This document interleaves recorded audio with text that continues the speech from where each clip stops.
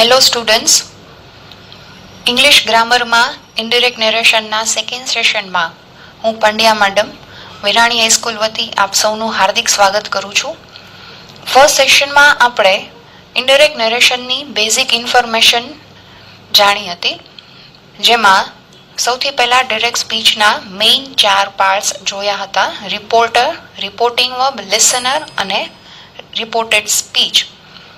ત્યારબાદ ડિરેક્ટમાંથી ઇનડિરેક્ટમાં ફેરવવા માટેના 3 મહત્વના ફેરફારો જોયેલા, જેમાં નંબર 1 હતો કાળના ફેરફાર, changes of tenses. Number 2 changes of words, શબ્દોના ફેરફાર. And number 3 changes of pronouns, સર્વનામના ફેરફાર. અત્યાર સુધીમાં આ ટેબલ્સ તમને બધાને યાદ રહી ગયા હોવા જોઈએ. ઇન કેસ સ્લો લર્નર સ્ટુડન્ટ્સને જો યાદ ન રહ્યા હોય તો તમારી સામે બુક ખુલ્લી રાખજો, ટેબલ્સ ખુલ્લા રાખજો. તો સૌથી પહેલા ટાઈપ્સ ઓફ સેન્ટેન્સીસ, વાક્યના પ્રકારો 6 પ્રકારના હોય છે અને 6 ને અલગ અલગ રીતે ડાયરેક્ટમાંથી ઇનડાયરેક્ટમાં ફેરવવામાં આવે છે. તો એમાં પહેલો પ્રકાર છે એસર્ટિવ સેન્ટેન્સીસ, એટલે કે વિધાન વાક્યો, જેમાં નેગેટિવ એન્ડ પોઝિટિવ, નકાર અને હકાર બંને પ્રકારના વાક્યોનો સમાવેશ થાય છે. નંબર 2 ઇન્ટ્રોગેટિવ સેન્ટેન્સીસ, એટલે કે પ્રશ્નાર્થ વાક્યો. નંબર 3 ઇમ્પેરેટિવ સેન્ટેન્સીસ, આજ્ઞાર્થ વાક્યો. નંબર 4 એક્સક્લેમેટરી સેન્ટેન્સીસ, ઉદ્ગાર વાક્યો. Number 5 sentences with let's or lettuce, એટલે કે લેટ્સ વાળા વાક્યો. લેટ અસ નું શોર્ટ ફોર્મ લેટ્સ થાય છે, એટલે બંને એક જ છે. એન્ડ નંબર 6 ઓપરેટિવ સેન્ટેન્સીસ, ઈચ્છા દર્શક વાક્યો. આમાં એવા વાક્યો હોય છે કે જેની શરૂઆત મોડેલ ઓક્સિલરી મે થી શરૂ થાય છે. તો આ 6 પ્રકારની પ્રેક્ટિસ આપણે એક પછી એક કરશું. અત્યારે સૌથી પહેલા એસર્ટિવ સેન્ટેન્સીસ, જેમાં નેગેટિવ અને પોઝિટિવ બંને પ્રકારના વાક્યો શીખશું. તો આ પ્રકારથી, પહેલા પ્રકારથી આપણે શરૂઆત કરીએ છીએ. ટેન્સીસ પ્રમાણે જોતા જશું. સૌથી પહેલા જોઈએ ટાઈપ, એટલે કે પ્રકાર 1. એ છે એસર્ટિવ સેન્ટેન્સીસ, એટલે કે વિધાન વાક્યોની ઇનડાયરેક્ટ સ્પીચ. આપણે વિધાન વાક્યો, એસર્ટિવ સેન્ટેન્સને ડાયરેક્ટમાંથી ઇનડાયરેક્ટ સ્પીચમાં કઈ રીતે ફેરવવા, એની સૌથી પહેલા નોટ જોઈ લઈએ. તો 4 નોટ્સ છે આપણી પાસે. સૌથી પહેલી છે રિપોર્ટિંગ વર્બ, ટોલ્ડ. જો લિસનર હોય તો સેડ ટુ ના બદલે મૂકવાનું છે ટોલ્ડ, અને સેડ લિસનર ન હોય તો યાદ રાખીશું આપણે, લિસનર હોય તો ટોલ્ડ અને લિસનર ન હોય તો સેડ. નંબર 2 અલ્પવિરામ અને અવતરણ ચિહ્નો દૂર કરવા અને સંયોજક, એટલે કે કંજક્શન ધેટ મૂકવાનું છે. તો આપણને રિપોર્ટેડ સ્પીચમાં અલ્પવિરામ અને અવતરણ ચિહ્ન આપેલા હોય એ આપણે કાઢી નાખીશું અને કંજક્શન તરીકે આપણે ધેટ મૂકવાનું છે. રિપોર્ટેડ સ્પીચને આપણે સોલ્વ કરીએ પહેલાં કંજક્શન ધેટ મૂકવાનું ભૂલવાનું નથી. ઘણા બધા વિદ્યાર્થીઓ કંજક્શન મૂકવાનું ભૂલી જાય છે, એટલા માટે ખાસ યાદ રાખવું. ત્યારબાદ નોટ નંબર 3, જો અવતરણ ચિહ્નવાળા વાક્ય, એટલે કે રિપોર્ટેડ સ્પીચમાં સનાતન સત્ય, ગણિત, વિજ્ઞાન કે ભૂગોળના નિયમો અથવા કહેવતો આપેલ હોય તો રિપોર્ટેડ સ્પીચમાં કોઈ ફેરફાર કરવો નહીં. ખૂબ જ અગત્યની નોટ છે વિદ્યાર્થી મિત્રો. રિપોર્ટેડ સ્પીચમાં જેટલી બાબતો તમને અહીંયા આપેલી છે, સનાતન સત્ય, ગણિત, વિજ્ઞાન કે ભૂગોળની વાતો હોય અથવા કહેવત હોય, આ બધી એવી બાબતો છે કે જે કોઈ પણ કાળમાં ફેરફાર થવાની શક્યતા રાખતી નથી.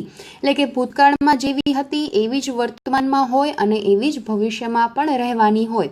જેમ કે સનાતન સત્યમાં પૃથ્વી સૂર્યની આસપાસ ફરે છે, તો એમાં ક્યારેય ફરક પડવાનો નથી. ગણિત વિજ્ઞાનના નિયમોમાં 2 + 2 = 4, એવી રીતે પાણીની સંજ્ઞા H2O, ભૂગોળના નિયમો કે ઇન્ડિયા છે એ એશિયામાં આવેલું છે, અને અમુક જે કહેવતો છે કે જે ઘણી બધી એવી કહેવતો છે જેમાં ક્યારેય ફેરફાર થયો નથી. આ બધી જ બાબતો એવી છે કે જેમાં ક્યારેય પણ કોઈ જ પ્રકારના ચેન્જીસ થવાની શક્યતા જ નથી. તો આવી બધી બાબતો જ્યારે રિપોર્ટેડ સ્પીચમાં આપેલી હોય ત્યારે એમાં આપણે કોઈ પ્રકારનો ફેરફાર, સર્વનામ હોય, શબ્દો હોય કે કાળના ફેરફાર હોય, આવા કોઈ જ ફેરફાર કરવાના થશે નહીં. લાસ્ટ વન, નંબર 4, લિસનર હોવા છતાં રિપોર્ટેડ સ્પીચમાં સર કે મેડમ સંબોધન તરીકે આપેલ હોય તો તેને દૂર કરી લિસનર પછી વિથ રિસ્પેક્ટ ઉમેરવું. હવે તમને એક લિસનર ઓલરેડી આપેલો હોય તેમ છતાં પણ સંબોધનમાં સર કે મેડમ આપેલું હોય, આપણે કોઈ વ્યક્તિ સાથે વાત કરતા હોઈએ એ દરમિયાન આપણે એને સર કે મેડમ કહીને ઉદ્દેશતા હોઈએ, એવી રીતે સંબોધતા હોઈએ, તો એનો મતલબ એમ કે આપણને એ વ્યક્તિ માટે રિસ્પેક્ટ છે, માન છે, આદર છે. એટલા માટે એ સંબોધનમાં સર કે મેડમ હોય તો એને આપણે કાઢી નાખીશું અને એના બદલે સંયોજક પહેલા એટલે કે કંજક્શન પહેલા અથવા તો લિસનર પછી આપણે વિથ રિસ્પેક્ટ ઉમેરી દેશું. એનો મતલબ એવો થાય કે સ્પીકર જે બોલનાર છે એણે લિસનર એટલે કે સાંભળનારને વિથ રિસ્પેક્ટ, આદરથી કહ્યું, માનથી કહ્યું, આવો એનો અર્થ થાય છે. હવે તમને એ ખબર પડવી જોઈએ કે સંબોધન એટલે શું. તો સર અથવા મેડમની પહેલા અથવા તો પછી અલ્પ વિરામ હશે તો એ સંબોધન કહેવાય. તો વિદ્યાર્થી મિત્રો, હવે એસર્ટિવ સેન્ટેન્સીસને ઇનડાયરેક્ટ સ્પીચમાં ફેરવવા માટે આપણે બોર્ડનો ઉપયોગ કરીશું અને થોડા સેન્ટેન્સીસ સોલ્વ કરતા શીખીશું.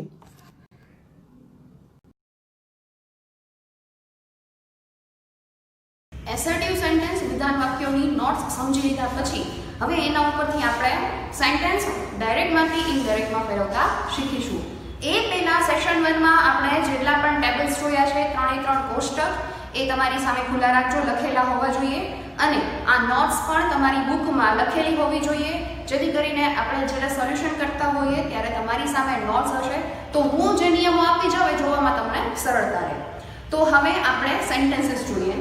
તમે જોઈ શકો છો કે 4 સેન્ટેન્સીસ ડાયરેક્ટ સ્પીચમાં છે, કારણ કે જે તે વ્યક્તિએ બોલેલા વાક્યો સેમ ટુ સેમ અહીંયા લખેલા છે, તો આને ડાયરેક્ટ સ્પીચ કહેવાય. તો ડાયરેક્ટમાંથી હવે ઇનડાયરેક્ટમાં ફેરવશું. હવે યાદ કરો સેશન 1 ની સૌથી પહેલી સ્લાઇડ, સૌથી પહેલા નિયમો કે જેમાં આપણે ડાયરેક્ટ સ્પીચના મેઇન 4 પાર્ટ્સ જોયેલા હતા. એ 4 પાર્ટ્સ સૌથી પહેલા આપણે આમાં ક્લિયર કરી લઈએ કે કયા કયા છે. આ આખું મેઇન વાક્ય બોલેલું છે રિપોર્ટ છે. તો આ છે રિપોર્ટેડ સ્પીચ. રિપોર્ટેડ સ્પીચ બોલે છે કોણ, એટલે કે રિપોર્ટર કોણ છે, તો વિશાલ બોલે છે. એટલા માટે વિશાલને આપણે કહેશું રિપોર્ટર. અત્યારે અહીંયા ટૂંકો અક્ષર જ લખું છું. વિશાલે કહ્યું, તો કહ્યું એટલે કે ઇંગ્લિશમાં વર્બ, રિપોર્ટર માટે વપરાયેલું વર્બ છે, એટલા માટે સેડ કહેવાશે, રિપોર્ટિંગ વર્બ. કોણ સાંભળે છે, તો હિમ. તેને કહ્યું, તો તે સાંભળનાર વ્યક્તિ છે એટલે કે લિસનર. તો આ 4 પાર્ટ્સ થઈ ગયા ડાયરેક્ટ સ્પીચના. Reporter, reporting verb, listener. જ્યારે પણ લિસનર હશે ત્યારે તમને રિપોર્ટિંગ વર્બ પછી ટુ આપેલું હશે અને મેઇન પાર્ટ ઇનોડેડ કોમા વાળો રિપોર્ટેડ સ્પીચ. હવે મારી સ્ટાઇલ પ્રમાણે જોઈએ તો જે રિપોર્ટેડ સ્પીચ છે તમને અંદર ઇનોડેડ કોમાની અંદર આપેલું છે. તો આ રિપોર્ટેડ સ્પીચનો સોલ્યુશન આપણે પછી કરશું, એટલે કે આ અંદરનો જે સેન્ટેન્સ છે એનું ઓપરેશન, એનું સોલ્યુશન પછી એની પહેલા ઇનોડેડ કોમાના બહારના શબ્દોનું સોલ્યુશન કરીએ છીએ. કોઈ પણ ગ્રામરનો ટોપિક હોય, મોટા ભાગે બધા જ સોલ્યુશન એક પછી એક શબ્દોના કરવામાં આવતા હોય છે. તો અહીંયા પણ બહુ ઈઝી મેથડમાં જોઈએ તો નંબર આપી દઈએ એક પછી એક શબ્દને. 12નું ઓપરેશન જુઓ, ઇનોડેડ કોમાની બહાર. નંબર 1 કોણ છે, વિશાલ. નંબર 2 સે. આપણી એસર્ટિવ સેન્ટેન્સની આ સેશનની નોટ્સમાં તમે જોઈ લો કે જો લિસનર હોય આપણી પાસે છે તો સેડ ટુ દૂર કરીને ટોલ્ડ મૂકવાનું છે. તો સેડ ટુ આખું એક જ હોય તો આ બેને એક સાથે નંબર 2 આપી દઈએ અને એના પછી કોનો વારો છે, હિમ, તો આને નંબર 3 આપી દઈએ. હવે એક પછી એકને આપણે ફેરફાર કરતા જઈએ યોગ્ય રીતે. નંબર 1 વિશાલ. રિપોર્ટરમાં ફેરફાર થતો નથી, જેમ હોય એમ નંબર, તો વિશાલને આપણે એમને મૂકી દઈએ. સેટ ટુ નું શું કરવાનું, તો લિસનર છે તો સેટ ટુ દૂર કરીને મૂકશું ટોલ્ડ.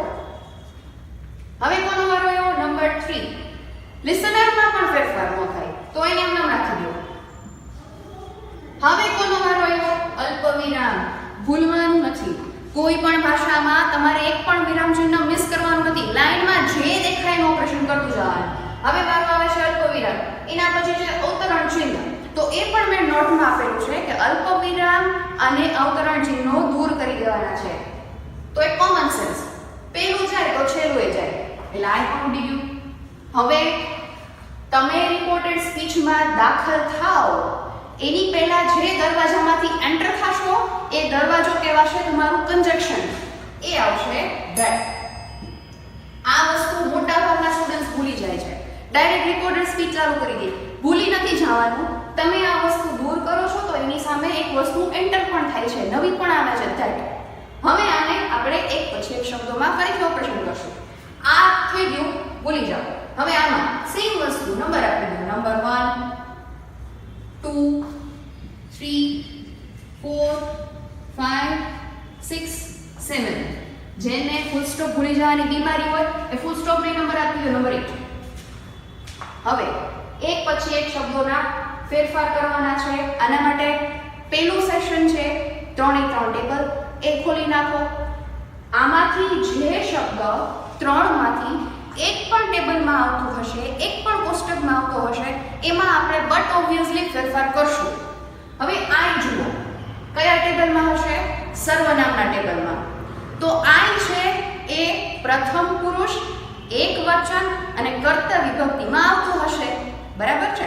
તો એની નોટ મેં લખાવેલી છે કે જો રિપોર્ટેડ સ્પીચમાં પ્રથમ પુરુષના સર્વનામો આપેલા હોય 10 કુલ, તો બોલનાર પ્રમાણે ફેરફાર થાય. બોલનાર એટલે કે રિપોર્ટર, એના પ્રમાણે.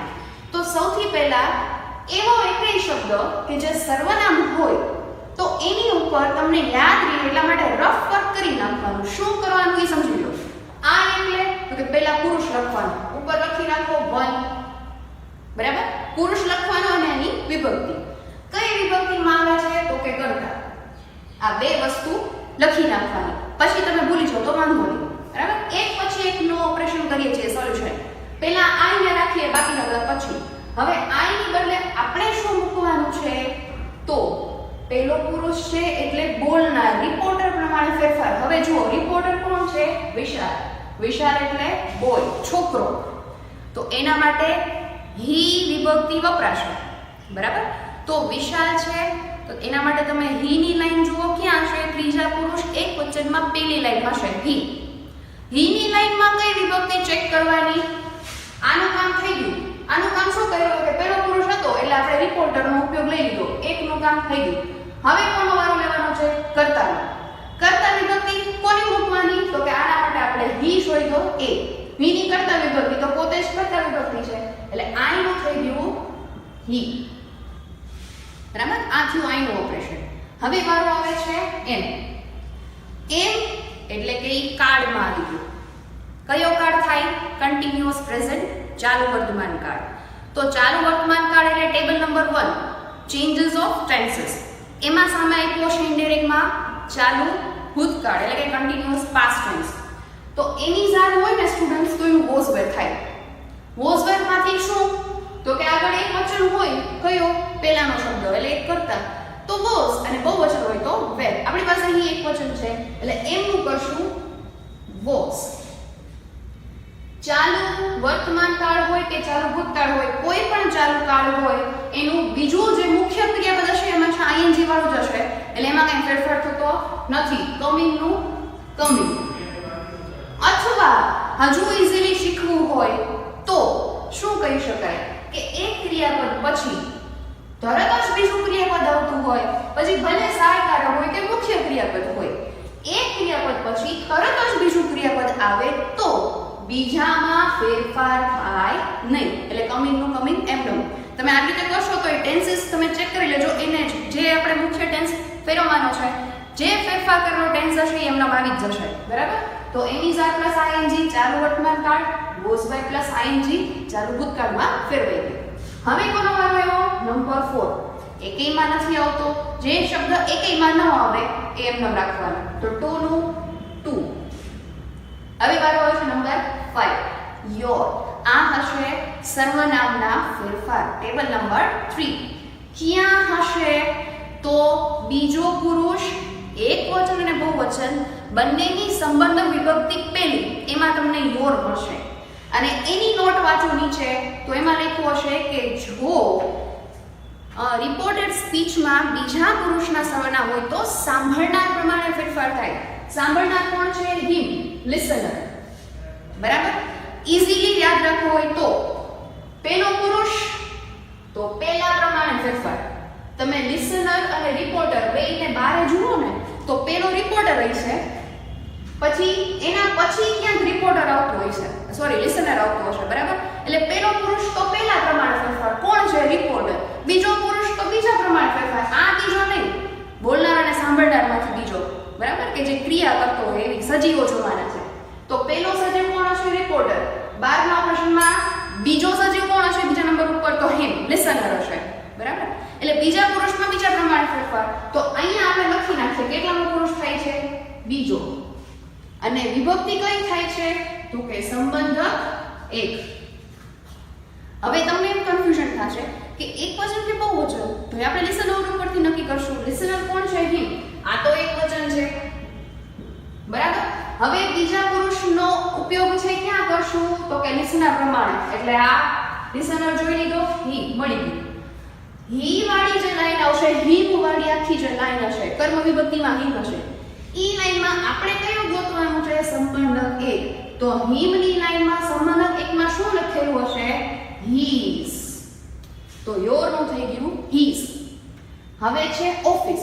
આ તો એક ટેબલમાં ના આવે, ઓફિસ નું ઓફિસ એમનું. 7મો વારો એવો નાઉન.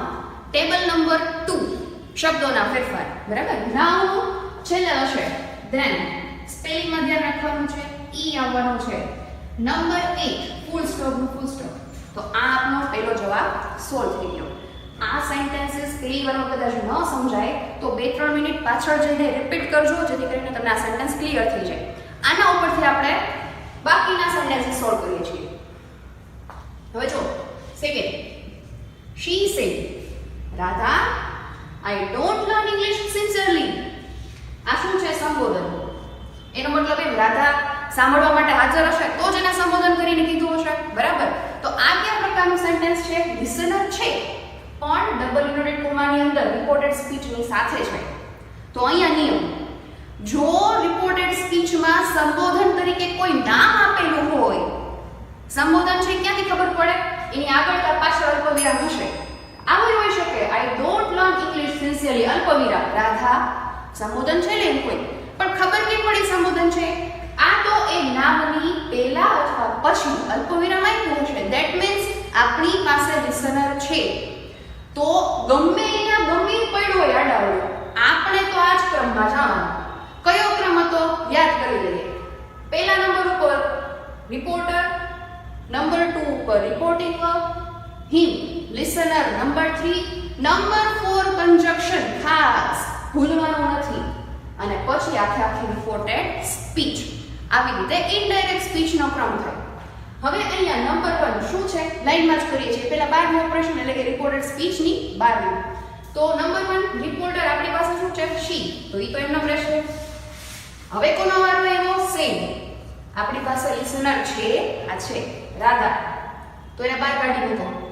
આમ બહાર નહીં, પણ અહીંયા આગળ લેવાનું છે લિસનરની જગ્યાએ. બરાબર? એટલે રિપોર્ટેડ સ્પીચમાંથી રાધા નીકળી જશે.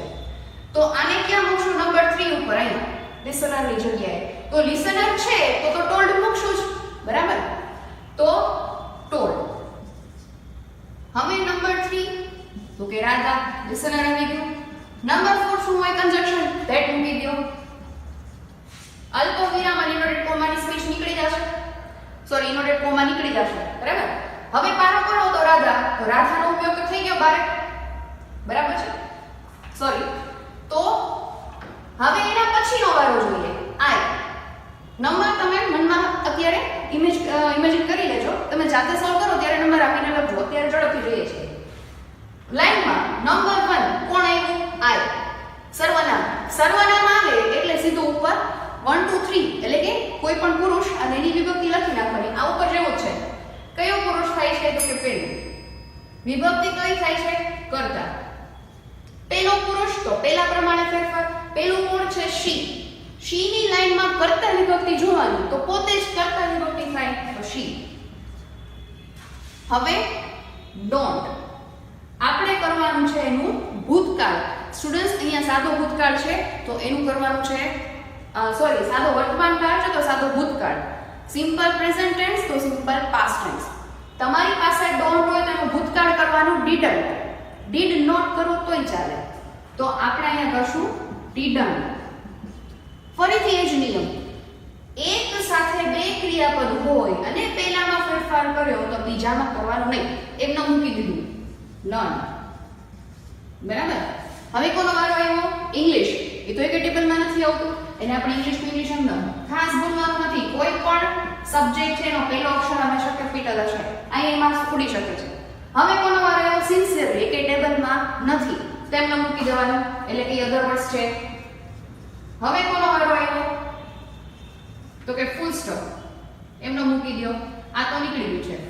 આ થઈ ગયું second sentence. Now third. My mother sad honesty is the best policy. Students આ છે ને પ્રોવર્બ છે, કહેવત છે. એક નિયમ નોટ ડાઉન કરી લેજો કે જ્યારે પણ રિપોર્ટેડ સ્પીચમાં કહેવતો આપેલ હોય, ગણિત વિજ્ઞાનના નિયમો હોય 1 + 1 = 2, પછી સનાતન સત્ય હોય, સનાતન સત્યમાં બ્રહ્માંડના સત્યો આવે, સૂર્ય પૂર્વ દિશામાં ઉગે છે તેમાં કંઈ ફેરફાર થવાનો નથી. એવી દરેક બાબતો કે જેમાં કોઈ પણ કાળમાં ફેરફાર થવાનો નથી. કહેવતો, સનાતન સત્ય, ગણિત વિજ્ઞાન કે ભૂગોળના નિયમો આ બધા જ જ્યારે રિપોર્ટેડ સ્પીચમાં આપેલા હોય તો એમાં કોઈ જ પ્રકારનો ફેરફાર ન થાય. બરાબર. ટેબલ નંબર 1 પ્રમાણે નહીં, ટેબલ નંબર 2 પ્રમાણે નહીં અને 3 પ્રમાણે પણ નહીં. એક ફેરફાર થશે કેપિટલ સ્મોલ. એ આપણે જોતા જઈએ છીએ. આને અટવાનું તો પછી છે. પહેલા આપણે 12નું ઓપરેશન કરી લઈએ. તો 12ના ઓપરેશનમાં માય મધર, મારી મમ્મી, આખે આખું રિપોર્ટર થાય, ખાલી માય નહીં. એટલે આ આખે આખો રિપોર્ટર. નંબર 1 રિપોર્ટર એમનો મૂકી દો માય મધર. હવે જુઓ કે લિસનર છે, બહાર તો નથી, અંદર એ સંબોધનમાં નથી, તો સાઈડનું સાઈડ રિપોર્ટર રિપોર્ટિંગ અમની નોટ ચેક કરી લો કે લિસનર ન હોય તો સાઈડ, લિસનર હોય તો ટોલ્ડ. આપણી પાસે નથી એટલે સાઈડનું સાઈડ એમનો. નંબર 3 શું હતું? લિસનર. એ તો છે ને તો આપણે નહીં મૂકવાનું. ચલો અંદર એન્ટર થતા પહેલા દરવાજો આવશે કયો કન્જક્શનનો? ધેટ મૂકો. અલ્પવિરામ નીકળી ગયું, ડબલ ઇનોટેડ કોમા પણ નીકળી જાય છે. હવે કોનો વારો આવ્યો? ઓનેસ્ટી. સ્ટુડન્ટ્સ ઇનડાયરેક્ટ સ્પીચ જમે જ્યારે બનાવતા હો ત્યારે પહેલો જ અક્ષર હોય ને ત્યાંથી સેન્ટેન્સ શરૂ થશે. પૂરું ક્યાં થશે? તો કે છેલ્લે ફૂલ સ્ટોપમાં. બરાબર. એટલે જે સેન્ટેન્સ છે એનો પહેલો અક્ષર જ કેપિટલ આવશે. ઇનડાયરેક્ટ સ્પીચ છે એને તમે ધેટ કન્જક્શનથી બે વાક્ય તો જોડી દીધા. એટલે અહીંયા હવે કેપિટલ આવશે નહીં. આ એક જ ફેરફાર થાય જ્યારે અંદર સનાતન સત્ય કે કહેવત આપેલું હોય ત્યારે. તો એ જ થઈ જશે સ્મોલ. કાંઈ ફેરફાર કરવાનો નથી. એટલે 1 2 3 4 કરવાની જરૂર નથી. લાઈનમાં બધું એમને મૂકી દો. Honesty is the best policy. Full stop. બોલાય નહીં. ફૂલ. આ જો હવે નેક્સ્ટ જો બધું વ્યસ્ત કરી નાખ્યું છે ને. આગળ રિપોર્ટેડ સ્પીચ સેડ ની સાથે જે હશે એ રિપોર્ટર હશે અને ટુ ની સાથે હશે એ શું હશે? લિસન. આ ડાઉન છે. આપણે આપણા નિયમને વળગી લેવાનું. શું? Reporter, reporting of listener, conjunction, reported speech. તો રિપોર્ટર કોણ આવ્યો આપણી પાસે અત્યારે? સ્ટુડન્ટ્સ. તો પહેલા જ લખો છો, પહેલો અક્ષર કેપિટલ કરવાનો સ્ટુડન્ટ્સ. લિસનર છે આ છે ને કોણ છે? The teacher. તો આપણે રિપોર્ટર હોય તો સે ટુ ના બદલે મૂકશું ટોલ્ડ. પછી લિસનર કોણ છે? તો કે ધ ટીચર. મૂકી દો એમનો ધ ટીચર. હવે રિપોર્ટેડ સ્પીચ શરૂ કરતા પહેલા આપણે શું મૂકશું? Conjunction that. એ ભૂલવાનું નથી. હાલો હવે આ બધું આડાવડું થઈ ગયું. હવે રિપોર્ટેડ સ્પીચનો વારો 1 by 1. હા, હજુ એક વસ્તુ સ્ટુડન્ટ્સ, આઈ એમ સોરી, એક નિયમ છે, નોટ છેલ્લી આપી છે મેં કે જો તમને સંબોધન તરીકે રિપોર્ટેડ સ્પીચમાં સર કે મેડમ આપ્યું હોય તો એને કાઢી નાખવાનું પહેલા તો. પણ કંઈક કાઢો તો સામે ઉમેરવું પડે. કોઈને સર મેડમ ક્યારે કહો એના માટે તમને રિસ્પેક્ટ હોય તો સર કે મેડમ આપ્યું હોય ત્યારે એને કાઢીને લિસનર પછી વિથ રિસ્પેક્ટ ઉમેરવું with respect. Okay? તો અહીંયા શું કહ્યું? Students told the teacher with respect. સ્ટુડન્ટ્સે ટીચરને રિસ્પેક્ટ સાથે કહ્યું. શું કામ? તો કે સર હતું એને આપણે કાઢી નાખ્યું છે. ઓકે, હવે આપણે દરવાજામાં એન્ટર થાશું. ધેટ હવે આનો વારો 1 by 1. નંબર 1 શું છે? બી. ચાલો સર્વનામનું ટેબલ જોઈ લો. ક્યાં છે? તો કે પહેલા પુરુષ બહુવચનમાં હશે તો પહેલો પુરુષ એકડો કરી નાખો. કઈ વિભક્તિમાં છે? તો કે કર્તા વિભક્તિની ઊભી લાઈનમાં છે. આ કરી નાખો. હવે આમાંથી જોવાનું છે, આમાંથી નથી જોવાનું, નહીતર ભૂલ પડશે. આમાં જુઓ, પહેલો પુરુષ પહેલા પ્રમાણ ફેરફાર. સ્ટુડન્ટ્સ ઘણા બધા છે, બહુવચન છે, બરાબર? તો સ્ટુડન્ટ્સ બહુવચન ન હોય તો ધ્યેય વાળી લાઈન જોવાની. તો વિભક્તિ કઈ જોવાની? ધ્યેયની લાઈનમાં કરતા. તો ધ્યેય પોતે જ કરતા વિભક્તિ એટલે અહીંયા દે.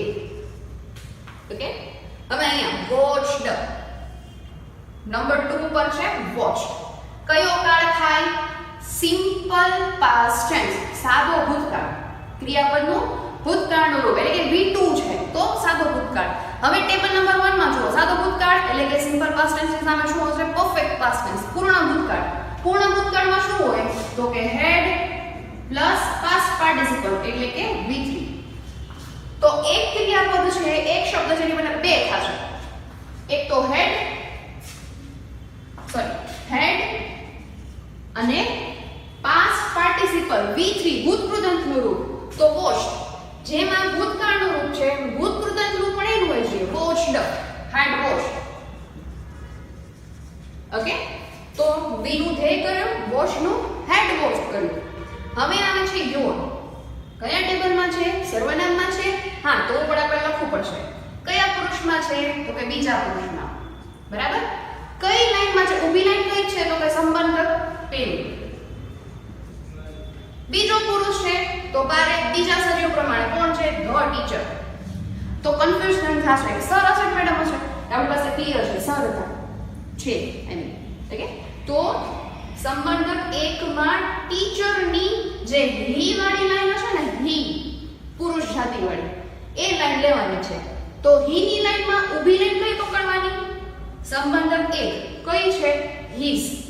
તો આપણે યોર નું કરશું હિઝ. એના પછી કોનો વારો આવ્યો? વિડિયો. વિડિયો એક ટેબલમાં ન હોય એટલે એમનો મૂકી દેવાનું. જે એક ટેબલમાં ન હોય એ શબ્દોમાં ફેરફાર થાય નહીં. પછી વારો આવ્યો લેક્ચર. એ એક ટેબલમાં ન હોય તો એમનો મૂકી દો lecture.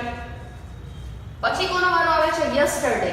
Table number 2 changes of words, શબ્દોના ફેરફાર. યસ્ટરડે નું શું કરેલું છે ઇનડાયરેક્ટ કરતી વખતે? The previous day. આપણું સેન્ટેન્સ પૂરું થઈ ગયું તો છેલ્લે મૂકવાનું છે ફૂલ સ્ટોપ. આ આપણા 4 સેન્ટેન્સીસ ક્લિયર. આના ઉપરથી એક્સરસાઇઝમાં એટલે કે હોમવર્કમાં થોડાક સેન્ટેન્સ આપશું. આ સેન્ટેન્સને રિપીટ કરીને જોતા જજો એટલે રિવિઝન થશે, પણ આવડતું જશે. સોલ્વ કરતી વખતે સામે બધા નિયમો ટેબલ્સ સાથે રાખજો એટલે ઈઝી થશે. Thank you students.